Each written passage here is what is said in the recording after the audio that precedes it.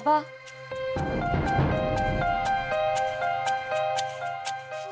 अरे ईशा, तू अचानक कशी आलीस? ईशा, थांब, पाणी आणते. हा, ईशा, ए ईशा, ये बस, ये.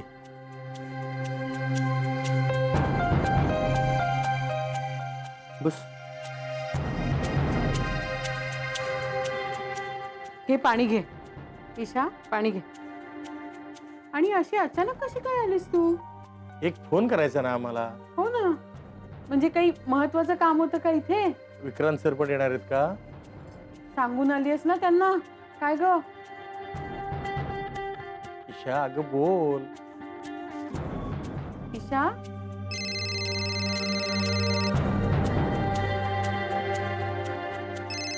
तुम्ही आईसाहेब.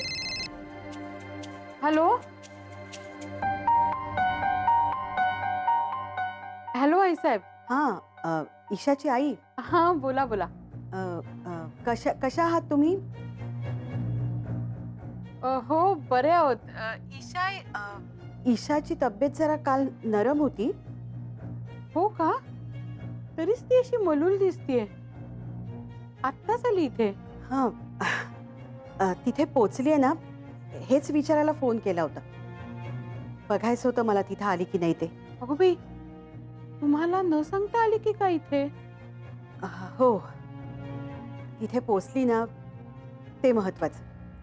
आता काही चिंता नाही. नाही, तसं नाही, पण हे बरोबर नाही ना. म्हणजे तुम्हाला न सांगता आली, जावई बापूंनाही सांगितलं नाही.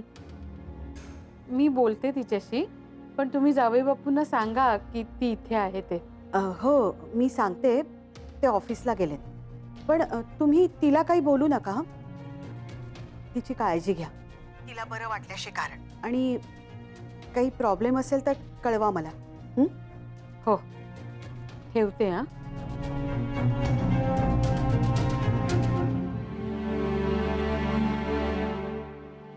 ईशा, अगं हे वागणं बरोबर नाहीये. काय झालं? अहो, कुणालाही न सांगता आली आहे ही मुलगी. हे बरोबर नाहीये ग. चिडल्या का आई साहेब? अहो, ती माणसं चांगली आहेत म्हणून ठीक आहे. मी असते ना तर नक्की चिडली असते. असं वागतात का?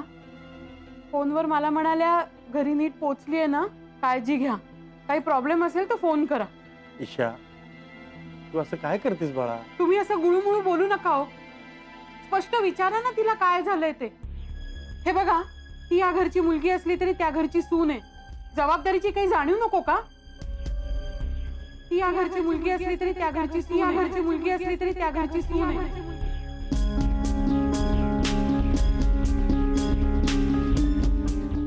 काय झालं बाळा? ए बाबू, रडू नको.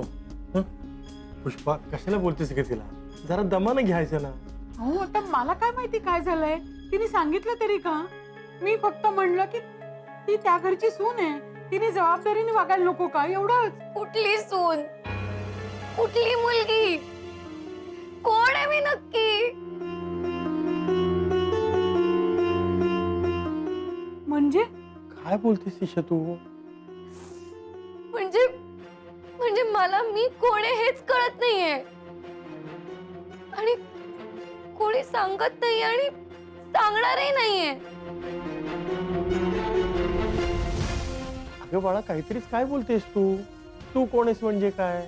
तू ईशा आहेस आणि आत्ताची ईशा विक्रांत सरंजामे आणि त्या आधीची ईशा निमकर.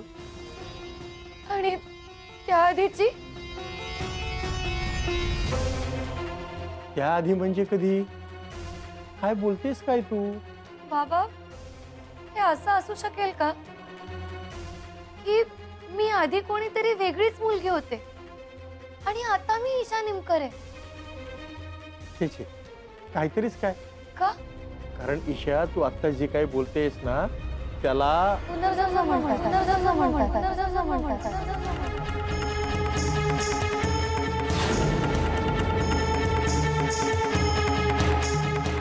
बाबा, सांगा ना, पुनर्जन्म असतो का?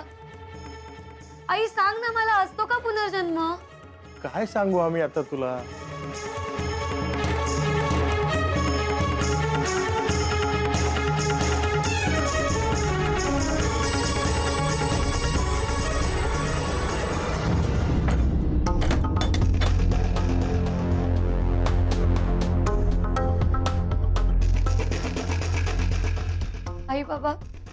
माझ्याकडे बघा.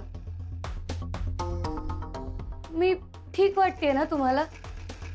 नाही म्हणजे मी आले तेव्हा ठीक नव्हते, पण आता मी एकदम व्यवस्थित आहे. वाटते ना तुम्हाला मी नॉर्मल? म्हणजे म्हणजे हे आपलं घर, निमकरांचं घर. मी ईशा निमकर, तुम्ही अरुण निमकर आणि तू पुष्पा निमकर. आपल्या बाजूला रुपाली आणि बिपिन राहतात. आपल्या चाळीमध्ये महिमकर काका, सावंत काका आणि पटेल काका सुद्धा राहतात. एक मिनिट.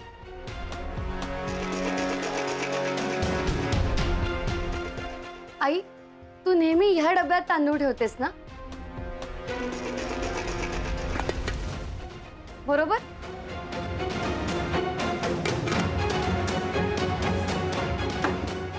बाबा, तुम्ही आंघोळ केल्यानंतर पूजा करूनच मग ब्रेकफास्ट करता, हो ना? आणि मी कायम ह्या समोरच्या खिडकीत बसून अभ्यास करायचे. अगं ईशा, त्याचा काय संबंध आहे इथे? असं का बोलतीयस तू?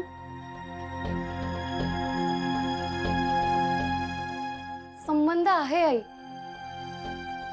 आता मी जे काय बोलणार आहे ना, ते ऐकून तुम्हाला असं नको वाटायला की माझं डोकं ठिकाणावर नाहीये. नाही नाही, आम्हाला माहिती आहे तू बरी आहेस. सांग, काय सांगायचंय तुला? आई, तुला आठवतंय तू काही दिवसांपूर्वी मला माझ्या मोठ्या बहिणीबद्दल सांगितलं होतंस? हो. इतकी वर्ष माझ्यापासून लपवून ठेवलेली गोष्ट अचानक माझ्या समोर आल्यामुळे मला शॉक बसला होता. सॉरी बेटा, पण तुझ्यापासून ते लपवण्यापाठीमागचं कारण एवढंच होतं की ते बाळ आमच्याबरोबर फक्त 3 महिनेच होतं आणि नंतर आम्ही ते दुःख आयुष्यभर मागे टाकलं ग. मला कळतंय बाबा, आणि माझी काहीच तक्रार नाही आहे याबद्दल. मीही तुमच्या दोघांपासून काही छोट्या छोट्या गोष्टी अनेकदा लपवून ठेवल्यात, फक्त तुम्हाला त्रास होऊ नये म्हणून. पण त्यामागचा माझा हेतू स्वच्छ होता. ईशा, तुला जे काही सांगायचंय ना ते आता लवकर सांग. मला ना भीती वाटायला लागली आता. आई, आपल्यासारखी माणसं खोटं बोलतात कारण आपल्या माणसांना त्रास होऊ नये म्हणून. पण ह्या जगात अशीही काही माणसं असतात जी कोणाचाच आणि कसलाच विचार न करता खोटं बोलतात, आणि ह्या खोटं बोलण्याने फक्त त्रास होतो, खूप त्रास. तुझ्याशी असं कोणी खोटं बोललंय का? फक्त माझ्याशी नाही, तुमच्याशी सुद्धा. आमच्याशी पण? कोण?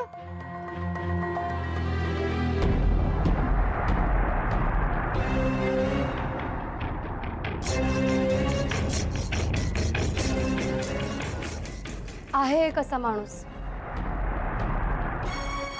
त्याचं नाव आहे गजा पाटील. काय? पण हे नाव याआधी मी कधी ऐकलं नाही.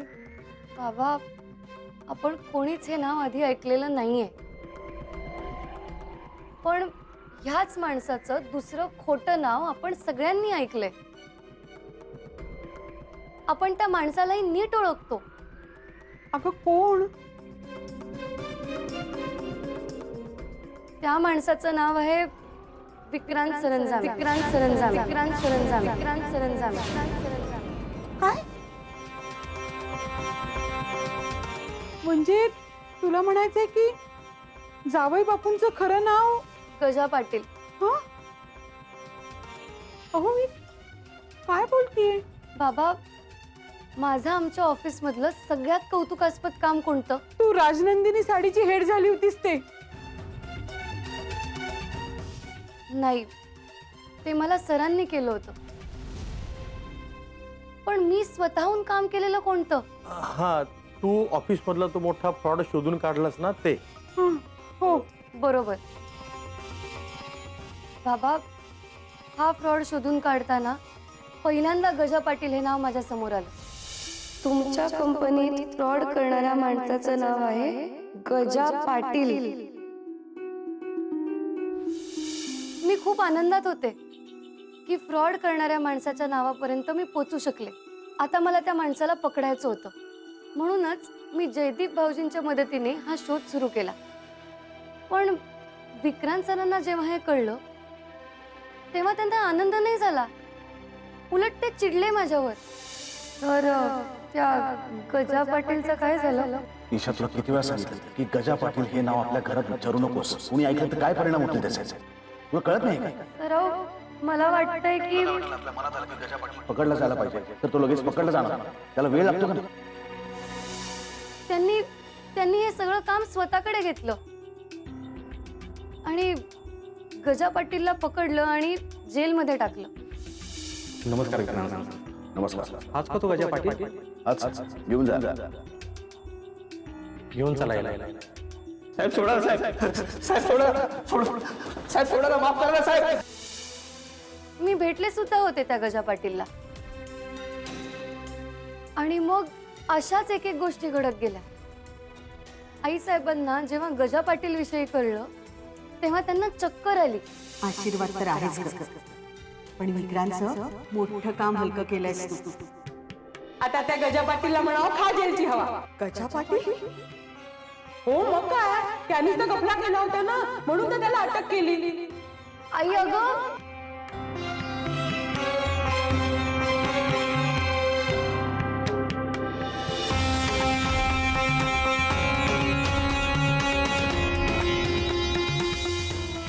आणि तिथूनच मला संशय यायला सुरुवात झाली. मग मी ऑफिसमध्ये गजा पाटील विषयी विचारायचा प्रयत्न केला. तर तुम्ही गजा पाटीलला ओळखता का? मी हेच विचारायला आले तुम्हाला. गजा पाटील बद्दल तुला कसं काय माहिती? परांजपे सर, प्लीज तुम्हाला गजा पाटील बद्दल काहीही माहिती असेल तर मला प्लीज सांगा. पण कोणी एक चकार शब्द बोलायला सुद्धा तयार नव्हतं. त्यानंतर आमच्या घरी इलेक्शन कमिशन मधून एक बाई आल्या होत्या व्होटिंग लिस्ट मधली नावं कन्फर्म करण्यासाठी. तेव्हा असं कळलं की व्होटिंग लिस्ट मध्ये विक्रांत सरांचं नावच नाहीये. नाही ताई, यात नाव नाहीये. अहो पण असं कसं शक्य आहे? विक्रांत सरंजामेंसारख्या मोठ्या बिझनेसमनचं नाव या मतदार यादीत नाही हे मला अशक्य वाटतंय. काहीतरी गडबड झाली एवढं नक्की. हो, मला आठवतंय. तू त्यांचं नाव त्या लिस्टमध्ये घालण्यासाठी इलेक्शन कमिशनच्या ऑफिसमध्ये गेली होतीस. आपण त्यावेळेस फोनवर बोललो होतो ना. हो बाबा, मी इलेक्शन कमिशनच्या ऑफिसमध्ये गेले होते आणि तिकडे जाऊन बघितलं तर विक्रांत सरांचा फोटो होता लिस्टमध्ये, पण त्या फोटो समोर वेगळंच नाव होतं. कोणतं नाव होतं? फोटो समोर नाव कोणाचं आहे? गजेंद्र पाटील. काय नाव म्हणाला? गजेंद्र पाटील मॅडम. हे पापा. गजेंद्र उर्फ गजा पाटील.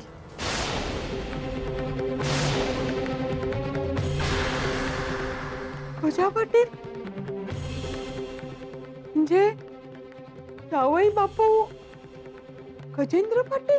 तरी सुद्धा माझा सरांवरती विश्वास होता. मला वाटलं की त्या वोटिंग लिस्ट मध्येच काहीतरी चूक असणार. नाही म्हणजे सरांनी पकडून दिलेल्या माणसाचं नाव पण गजा पाटील आणि सरांचं नावही गजा पाटील. असं कसं होऊ शकतं? खरं काय खोटं काय कसं कळणार मला? हे तुझं सगळं बरोबर आहे ग, पण बाळा एका नावाची दोन माणसं असू शकतात ना. हो बाबा, हा विचार माझ्याही डोक्यात आला आणि म्हणूनच रुपालीच्या मोहिते काकांकडे आम्ही चौकशी करायचं ठरवलं. त्यांना आम्ही जेल मधल्या गजा पाटील विषयी माहिती काढायला सांगितली. बाबा, तेव्हा असं कळलं की सरांनी पकडून दिलेल्या गजा पाटीलला केव्हाच सोडून दिलंय.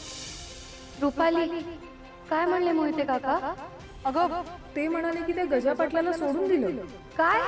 हा, आणि ते सुद्धा लगेच दुसऱ्या दिवशी बेलवर. बेलवर? त्याच्यावर कुठलीच कारवाई करण्यात आली नाहीये. आणि तेव्हा मला प्रश्न पडला की विक्रांत सर तर म्हणाले होते की त्या गजा पाटीलला शिक्षा होणार म्हणून. मग त्याला सोडवलं कोणी?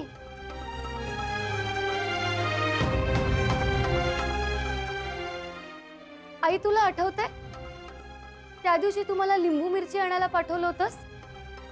माझं नशीब बघ ना, ज्या पेपरमध्ये ती लिंबू मिरची गुंडाळून दिली होती त्या पेपरात अशी बातमी होती की सरांनी पकडून दिलेल्या माणसाचा अपघातात मृत्यू झालाय. कार आणि कंटेनरचा अपघात, दिनेश गावडे यांचा मृत्यू. फोटो त्याच माणसाचा होता, पण नाव मात्र गजेंद्र पाटील नव्हतं. नाव काहीतरी वेगळंच होतं. म्हणजे ह्याचा अर्थ असा होतो की तो माणूस जर गजा पाटील नसेल तर खरा गजा पाटील हे मला काही ऐकायचं नाहीये ईशा, मला खरंच ऐकायचं नाहीये. आई प्लीज ऐक ना, मी तुम्हाला नाही तर कोणाला सांगणार आहे हे सगळं? नाही बाई, मला नाही ऐकायचं. हे असलं भलतं असेल तर मला नाही ऐकायचं. जे खरं नाही ते मी का ऐकू? पुष्पा अगं ऐक जरा, ती काय म्हणते ते तर ऐकून घेऊ. अहो, बोलू दे तिला. हा बोल बाळा. बाबा, ज्या अर्थी विक्रांत सरांनी आणलेला गजा पाटील तोतया होता त्याचाच अर्थ विक्रांत सरच गजा पाटील आहेत अशी खात्री मला पटायला लागली.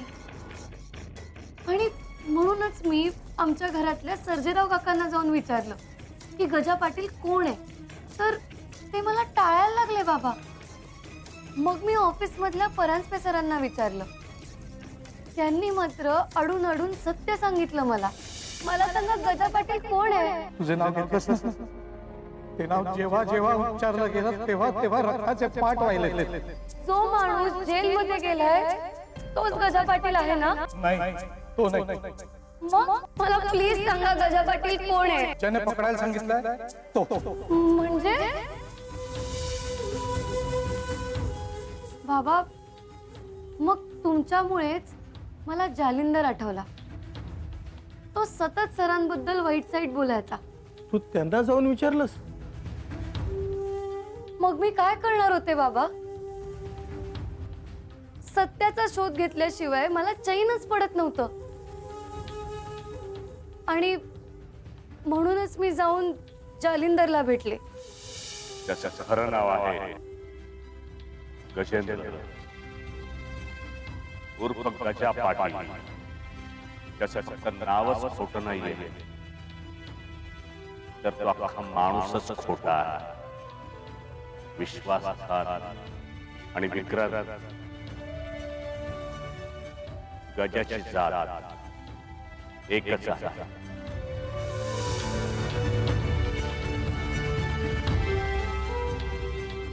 हा सरळ सरळ विश्वासघात आहे. हो बाबा, विक्रांत सरांनी आपला विश्वासघात केलाय. मला नाही पटत हो. जावई बापू असं कसं वागतील? किती चांगले आहेत ते. आई, त्यांनी तुमचा एकदा आणि माझा दोनदा विश्वासघात केलाय. म्हणजे दुसऱ्यांदा मी आत्ता ईशा असताना, आणि पहिल्यांदा कधी? काय बोलतेस तू? तू या आधी कधी त्यांना भेटली होतीस का? विक्रांत सरांनी माझा पहिल्यांदा विश्वासघात केला जेव्हा मी राजनंदिनी होते.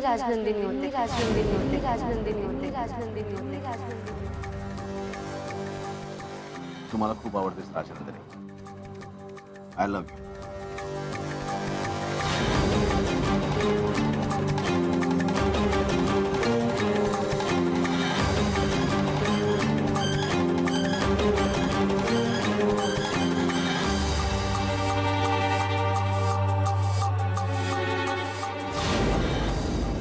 काय?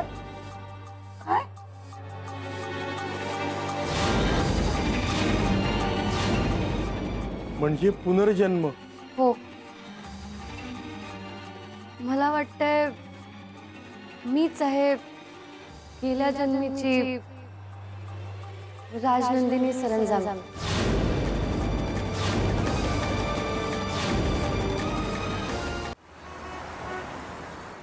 नाही, मला माहिती आहे या कॉन्फरन्ससाठी मी दरवर्षी येतो न चुकता. पण यावेळेस मी अजून कन्फर्म करू शकत नाही. नाही, एका गोष्टीच्या कन्फर्मेशनसाठी मी थांबलोय. ते झालं की माझी कलिग तुम्हाला कळवेल. ओके? हा सारिका, मी तुला सांगितलं होतं ना की कर्जतच्या घरी फोन करून विचार ईशा आली का म्हणून. अजून एंगेज लागतोय. तू ट्राय कर.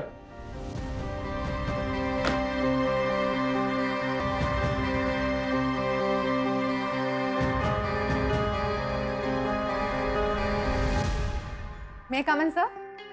ये.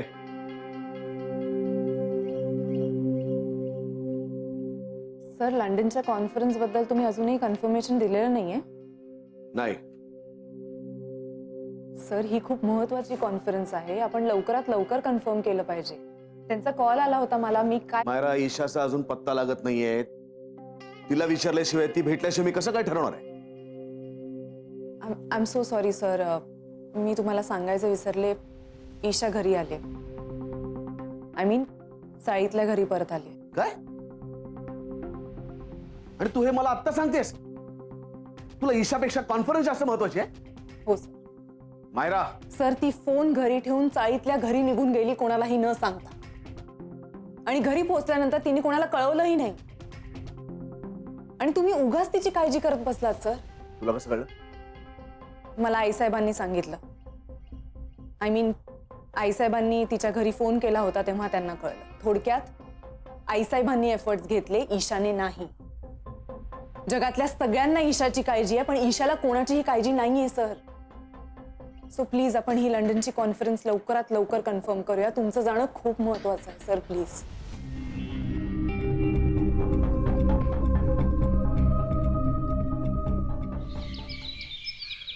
पण हा पुनर्जन्म असेल असं का वाटतंय तुला? बाबा, कारण मला राजनंदिनीच्या आयुष्याबद्दल सगळं माहितीये. अगं, हे कसं शक्य आहे? तू तर तिला कधी भेटली नाहीस, तू तिला बघितलं सुद्धा नाहीयेस. तेच तर नाही. मग मला कसं कळलं हे सगळं?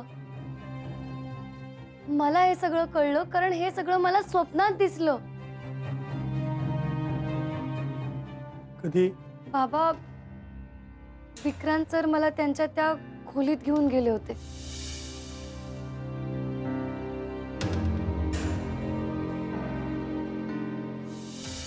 बाई, काय होतं त्या खोलीत?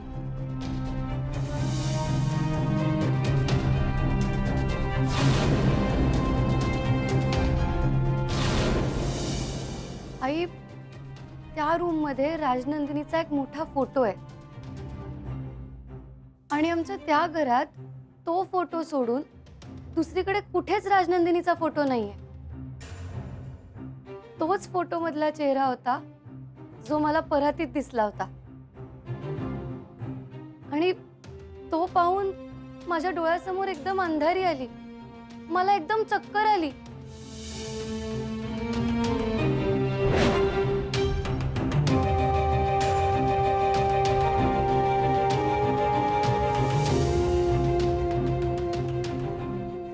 मग त्यानंतर काय घडलं माझ्या आजूबाजूला मला काहीच कळत नव्हतं. पण हो, मला स्वप्न मात्र पडत होतं. आणि त्या स्वप्नात राजनंदिनी दिसली मला.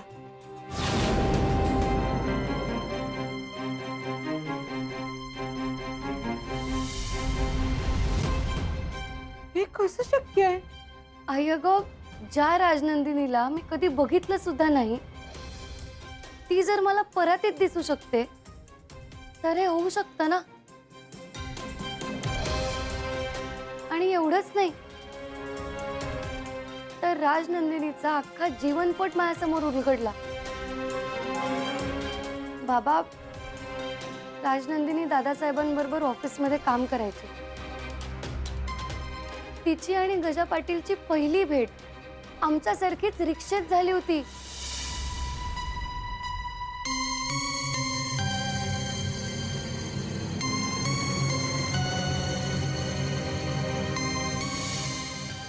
त्यानंतर राजनंदिनी आणि जालिंदर एका कॉन्ट्रॅक्ट संदर्भात मीटिंगसाठी भेटले होते. सरंजामे इंडस्ट्रीसाठी काम करणं हे यशोदा मेंटेनन्सचं स्वप्न आहे मॅडम. त्यासाठी आम्ही गेले वर्षभर मेहनत घेऊन आमचं नेटवर्क तयार केलं. तिथे राजनंदिनीला गजा पाटील पुन्हा एकदा भेटला. अहो सर, इंटरव्ह्यू साठी किती वेळ थांबायचं अजून? किती? गजा पाटील जालिंदरकडेच काम करायचा आणि राजनंदिनीला जिंकण्यासाठी गजा पाटीलने तिथे एक मोठा फ्रॉड केला.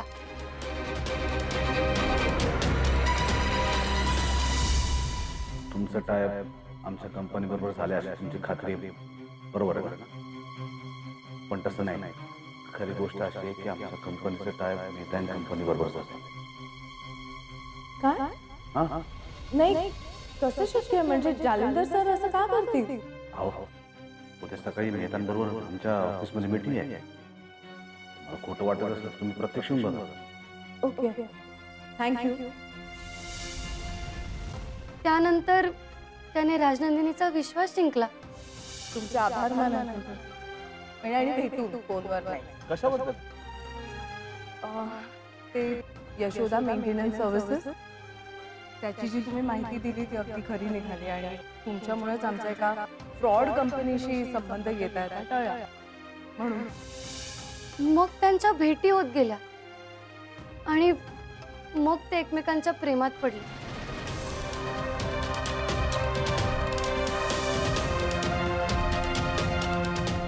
तुम्हाला खूप आवडतं का? I love. बाबा, दादासाहेबांना जालिंदरने हे सगळं सांगितलं होतं. गजा पाटीलने केलेल्या फ्रॉड बद्दल सुद्धा सांगितलं होतं. हा गजा मला खूपच डेंजरस वाटतो. हा दादासाहेब सुद्धा काही कमी नाही. माझ्या मुलीला त्याच्यापासून कसा दूर ठेवायचा हे मला पक्का ठाऊक आहे. त्यामुळे दादासाहेबांना गजा पाटील फारसा आवडत नव्हता. त्यांना गजा पाटील विषयी संशय होता. पण राजनंदिनी मात्र गजा पाटीलच्या प्रेमात पडली होती. त्या दोघांनी लग्नही केलं. दादासाहेबांना तो फारसा आवडत नसतानाही त्यांनी हे लग्न होऊन दिलं. ते फक्त राजनंदिनीसाठी, तिच्या प्रेमासाठी. मग राजनंदिनीने गजा पाटीलला विक्रांत हे नाव दिलं. त्याला नेहमी वाटायचं यातला विक्रांत खरोखर माझ्या आयुष्यात यावा. या कथेचा नायक. हो. त्याला नावच इतकं आवडायचं की बदलूया मला. काय मी म्हटलं की बदलूया माझं. विक्रांत. खरं म्हणतात. विक्रांत. म्हणजे जावई बापूंना विक्रांत हे नाव त्यांच्या पहिल्या बायकोनी राजनंदिनीने दिलं होतं. होय. आणि एवढंच नाही तर तिने त्यांना सगळे ऑफिसमधले अधिकार सुद्धा दिले होते. दादासाहेब माझी कमतरता भरून काढण्यासाठी एक उत्तम व्यक्ती विक्रांत. काय? होय Vikrant, you are the new CEO of our company. त्यामुळे विक्रांत सर हळूहळू ऑफिसचा कब्जा घ्यायला लागले. मी सांगतोय की यानंतर तुमची सगळी कामं तुम्ही झेंड्यांच्या सल्ल्याने करायची. पण विक्रांत साहेब, आय एम सॉरी विक्रांत साहेब. मी आता राजनंदिनीची जागा कोणी घेतली? तुम्ही. मग यानंतर आपल्या कामामध्ये पण परंतु हे असं काही शब्द आणायचे नाही. म्हणजे काम कसं एकदम सुरळीत होतं. दादासाहेबांना हे सगळं समजत होतं. परांजपे त्यांना अनेक वेळा हे सांगायचा प्रयत्न करत होते की ऑफिसमध्ये बदल होत आहेत. सध्या ना मला ऑफिस मधलं वातावरण खूप विचित्र वाटतं. का? काय झालं? ते विक्रम एक झेंडे नावाचा माणूस माझ्या डोक्यावर आणून बसवला. काय? हो ना. मला म्हणे आता त्याला रिपोर्ट करायला लागेल. त्याच्या सल्ल्यानं त्याच्या सांगण्यानुसार माझी कामं मला करावी लागतील. परांजपे, मी त्याला ऑफिसात घुसू देणार नाहीये. त्याचा बंदोबस्त केलाच पाहिजे.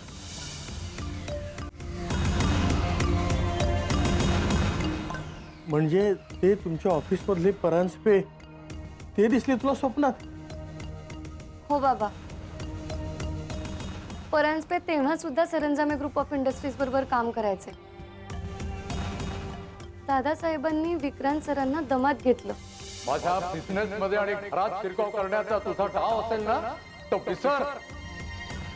आणि जर तू तसा प्रयत्न केला तर गाठ माझ्याशी आहे गजा पाटील.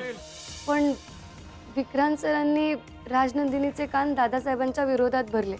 माझ्याकडे सरंजामे ग्रुपसाठी एक फार आव्हानात्मक असा प्रोजेक्ट आहे. म्हणजे ते जर पूर्ण झालं तर आपला फायदाच फायदा.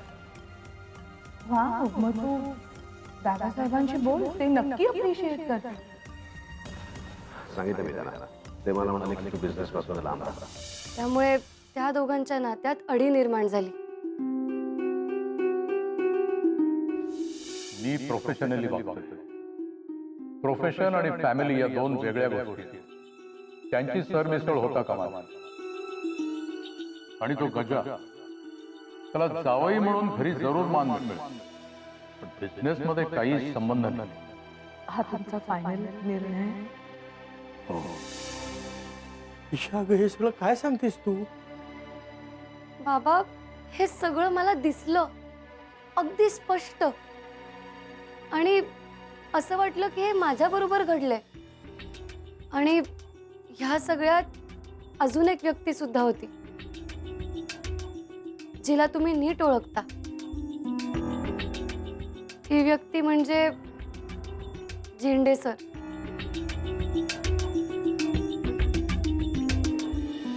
ते पण यात सामील आहे?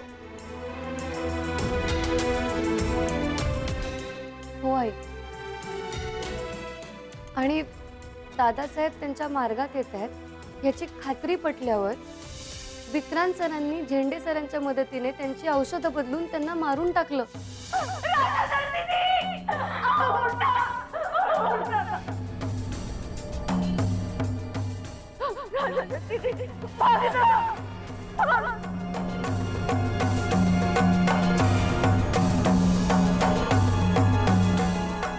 एवढंच नाही, विक्रांत सरांनी दादासाहेबांचे पोस्टमॉर्टम रिपोर्ट सुद्धा बदलले. आईसाहेबांना वाटत होतं की त्यांनी चुकीची औषधं दिली म्हणून दादासाहेबांचा मृत्यू झाला. आणि विक्रांत सरांनी हे सगळं खरं सांगितलंच नाही आईसाहेबांना. उलट त्यांना पोलिसांची भीती दाखवली आणि म्हणाले की हे कुठेही बोलू नका. ही गोष्ट बाहेर कुठेही बोलायची नाही, कोणालाही सांगायची नाही. ही गोष्ट फक्त आईसाहेब तुमच्यात आणि माझ्यात राहिली पाहिजे. तिसऱ्या कानाला ही गोष्ट कळता कामा नये. तुम्ही नसतात तर काय झालं असतं विक्रांत?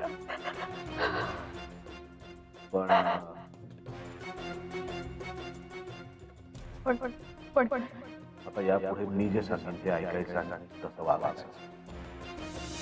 आईसाहेब बिचाऱ्या आजही या दबावाखाली जगतायत आई. मग काय, जालिंदरला विक्रांत सरांविषयी संशय आलाच होता आणि त्यांनी राजनंदिनीला सांगायचा प्रयत्न केला. दादासाहेबांना सुद्धा गजाचे हे धंदे माहीत झाले होते. त्यानेच काहीतरी कांड करून दादासाहेबांना मारलाय. नको तेवढा विश्वास नका ठेवू त्या गजावर. किरपूरकर नावाचा माझा एक माणूस, त्याला विचारा आणि खात्री करून घ्या. तेव्हा त्याच्या ऑफिस मधल्या शिरपूरकरांचा खून झाला.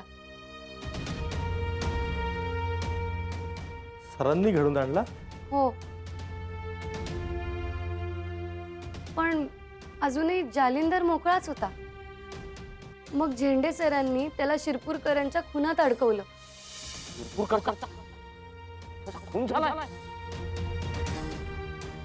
हे नाटक नाही करायचे, आमच्याकडे सगळे पुरावे आहेत. आताच कळतंय. प्रत्येक कुणी हा असाच बोलतो. आणि तो जेलमध्ये गेला. तोपर्यंत राजनंदिनीला संशय आलाच होता. ती स्वतः जालिंदरला भेटायला जेलमध्ये गेली. गेल्या वेळी मला भेटलो ते हे सांगण्यासाठी की गजा पाटलावर विश्वास ठेवू नका. माझ्या कंपनीत सुद्धा त्यानेच फ्रॉड केला होता हे पटवून द्यायचं होतं मला. त्यानंतर मात्र मी दादासाहेबांचा मृत्यू कसा झाला हे शोधून काढलं. ही स्टोरी गजा पाटलाची आहे. खरं कारण वेगळंच आहे. काय कारण? दादासाहेबांचा मृत्यू चुकीचं औषध दिल्यामुळे झाला. मॅडम तुम्ही सावध राहा. त्या डोक्यावर बसू देऊ नका. त्याचं सगळं हडप करेल. आणि विक्रांत सरांना आणि झेंडे सरांना तिने रंगेहात पकडलं. मग विक्रांत सरांचा सगळा डाव राजनंदिनी समोर उघडकीस आला. ईशा, भास्कर, हे सगळं अगं हे खूप भयंकर आहे. कादंबरीमध्ये गोष्टी म्हणून वाचायला ठीक आहे, हे शक्य नाही. हे बघ, आपले विक्रांत सर असे नाहीयेत. मी तेच म्हणत होते हो, मलाही ऐकवत नाही आता. आणि शेवटी किती केलं ना तरी तुझं स्वप्न येते. अहो पण बाबा, ह्या स्वप्नातले सगळे चेहरे आपल्या ओळखीचेच होते ना. आणि आता त्यातल्या काही गोष्टींचे संदर्भ सुद्धा लागतायत. आपल्या ओळखीचे चेहरे स्वप्नात दिसत नाहीत असं तुला कोणी सांगितलं? दिसतातच की, पण ते आपण काही खरं मानायचं नसतं. बाबा पण मग मलाच काय हे सगळं दिसलं? राजनंदिनीला तर मी ओळखतही नव्हते, पण तिच्या आयुष्यात जे घडलं ते असं का वाटलं मला की माझ्याच आयुष्यात घडलंय म्हणून? असं का वाटलं मला? असं का दिसलं माझ्या स्वप्नात? हे बघ, आपण सतत ज्या गोष्टीचा विचार करत असतो ना, तीच गोष्ट आपल्याला स्वप्नात दिसते वेगवेगळ्या स्वरूपात. पण ते खरं धरायचं नसतं. आणि स्वप्न तर तुला लहानपणापासून पडतात. अष्टमीला त्यात काय नवीन आहे? हे त्यातलंच एक वाईट स्वप्न समजून विसरून जा बाळा. आई, ज्या दिवशी विक्रांत सरांनी राजनंदिनीला मारून टाकलं तो दिवसही अष्टमीचाच होता. आणि मला ज्या दिवशी स्वप्न पडलं तो दिवसही अष्टमीचाच होता. अगं, काय बोलतेस तू? ईशा, तू आता काय बोललीस? बाबा हो, विक्रांत सरांचा सगळा डाव राजनंदिनी समोर उघडकीस आल्यामुळे त्यांनी राजनंदिनीला गच्चीवरून ढकलून मारून टाकलं.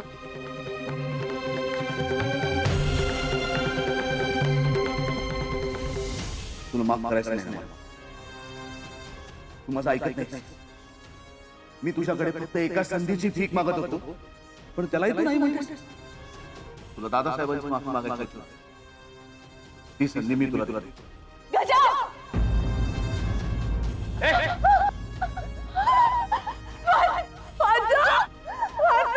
दादा स्वतः दादासाहेबांकडे आणि माफी माग त्यांची, आणि त्यांना सांग गजा पाटीलने पण त्यांची माफी मागितली आहे.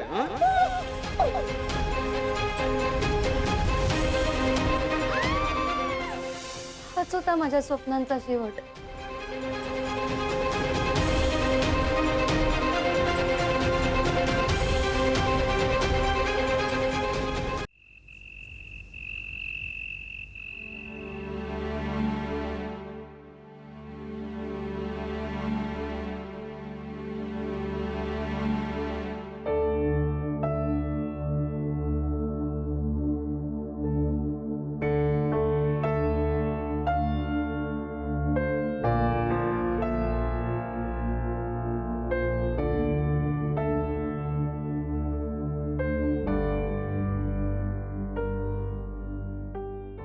अहो, मलाही झोप येत नाहीये.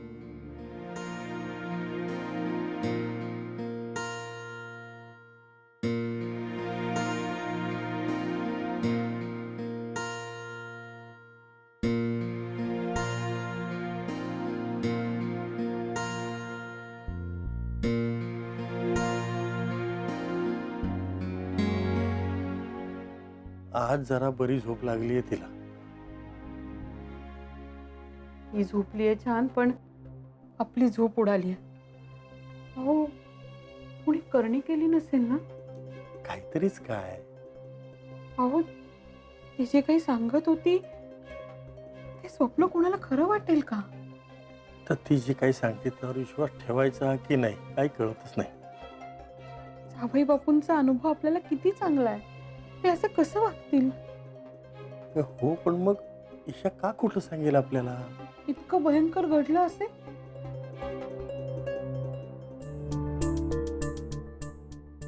आपली पोरगी साधी आहे ग, खोटं नाही बोलणार ती. किती मनापासून बोलत होती ती. काय माहिती, पण आता ईशाला काय वाटत असेल त्याचा जरा विचार कर. हो, ईशा बरोबर ते किती छान वागलेत, म्हणजे आपल्या बरोबर पण किती छान वागलेत. ते कुणी असतील? हा, मला नाही पटत. आता ईशा जर सगळं हे सांगते ना, तर ती म्हणते तसे असतीलही ते. असे कसे असतील? जावई बापू हे खून? पुष्पा, अगं सत्ता आणि पैसा याच्यासाठी माणूस काहीही करू शकतो ग. आपल्यासारख्यांच्या समजणे पलीकडचं आहे हे.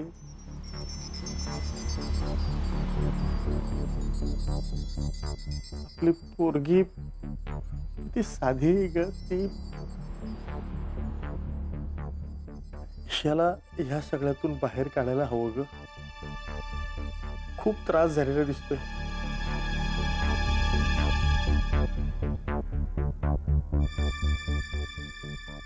पुष्पा, हं? आपल्या मुलीला या सगळ्यातून बाहेर काढायचं, तिला होणाऱ्या त्रासापासून तिला वाचवायचं. हो. आणि ती जे सांगते ते जर का सगळं खरं असेल ना, तर हा माणूस म्हणजे विक्रांत सर फारच पोहोचलेला माणूस आहे ग. आणि मी माझ्या मुलीला त्याच्या घरी नाही राहू देणार. हो हो, मग काय, आपण नाही पाठवायचं ईशाला तिथे. त्या घरी नाही पाठवायचं आपण. ईशावर हे मोठंच संकट आलंय ग. हो, मी सकाळी बोलते तिच्याशी. तुम्ही काळजी करू नका, झोपा तुम्ही. कसं झोपू? अहो जा झोपा. तुम्ही नाही झोपलात तर मलाही झोप लागणार नाही. जा झोपा, मी बोलते तिच्याशी.